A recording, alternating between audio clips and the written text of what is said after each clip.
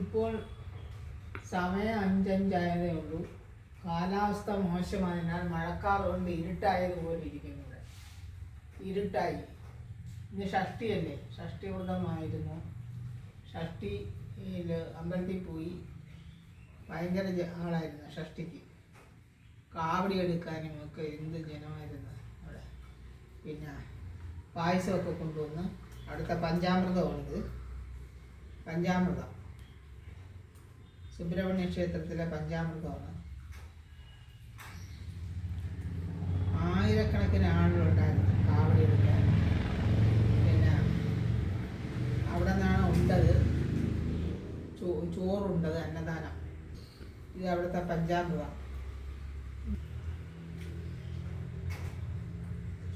5 സാധനം അടങ്ങിയിട്ടുണ്ട്.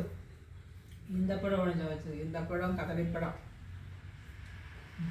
മുന്തിരി, കൽക്കണ്ടം, നെയ്യ്.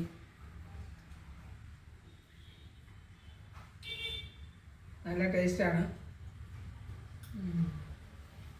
പഞ്ചാമൃതം പോലെ ഇരിക്കുന്നതെന്ന് പറയത്തില്ലേ, അതുപോലെ പഞ്ചാമൃതമാണ്.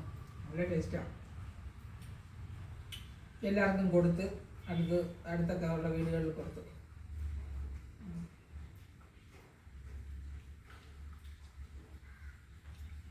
എന്നിട്ട് ഞാൻ ഇച്ചിരി കഴിക്കുകയാണ്. ഇനി വേറെ ഇരിപ്പുണ്ട്.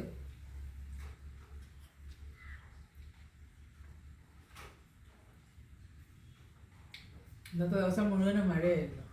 മഴ കാരണം അമ്പലത്തിൽ കാവടി എടുത്ത് പ്രദക്ഷിണം വയ്ക്കുന്നതെല്ലാം നനഞ്ഞുണ്ടായിരുന്നു മഴ. എന്തൊരു മഴയായിരുന്നു.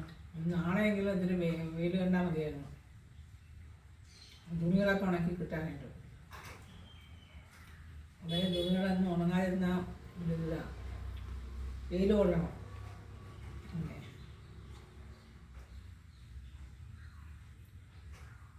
പഞ്ചാമൃതം സൂപ്പർ.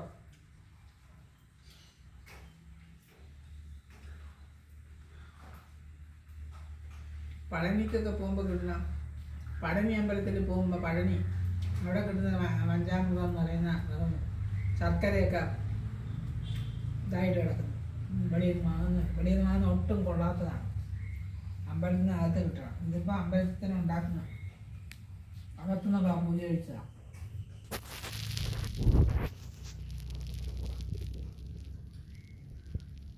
അതുകൊണ്ട് നല്ല ടേസ്റ്റാണ്.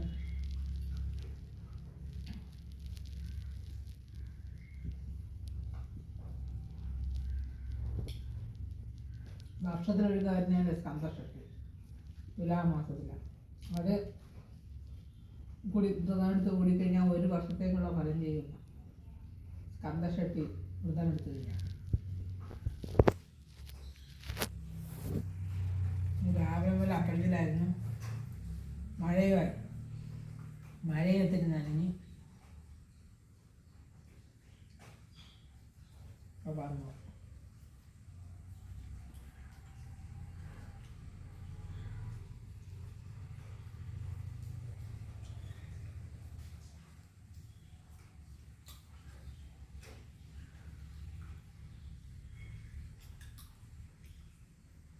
ഇച്ചിരി പഞ്ചാമൃതം വേണം.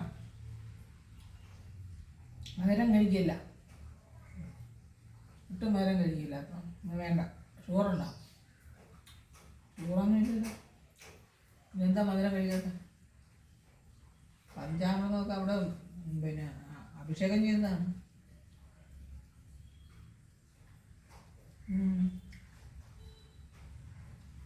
അഭിഷേകം ചെയ്ത പഞ്ചാമൃതമാണ്. അതാ കഴിക്കണമെന്ന് പറയുന്നത്.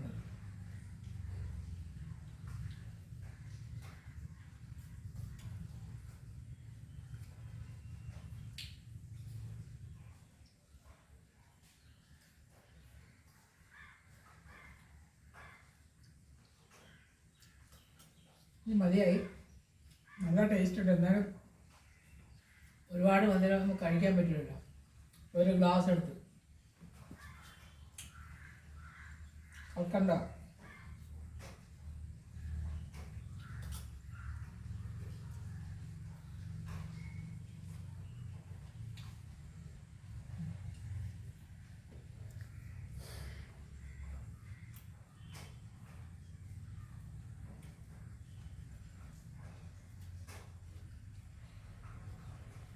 ഉം.